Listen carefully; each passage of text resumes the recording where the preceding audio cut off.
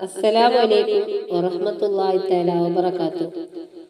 ആദം നബി അലൈഹിസ്സലാമിന്റെ ചരിത്രമാണ് ഇന്ന് പറയാൻ പോകുന്നത്.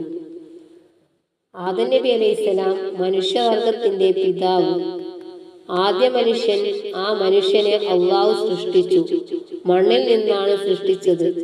ഇന്നും മനുഷ്യ പുത്രന്മാർ പിതാവിന്റെ സൃഷ്ടിപ്പിനെ കുറിച്ചോർത്ത് അമ്പരന്ന് നിൽക്കുകയാണ്. അള്ളാഹുവിന്റെ സൃഷ്ടി വൈഭവം ആദ്യം മനുഷ്യനെ ഖലീഫ എന്ന് വിളിച്ചത് സൃഷ്ടാവ് തന്നെ.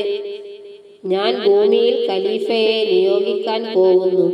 മലക്കുകളുടെ മഹാസമൂഹത്തോട് അള്ളാഹു പ്രസ്താവിച്ചു. വല്ലാത്തൊരു അമ്പരപ്പോടെയാണ് അവർ അത് കേട്ടത്.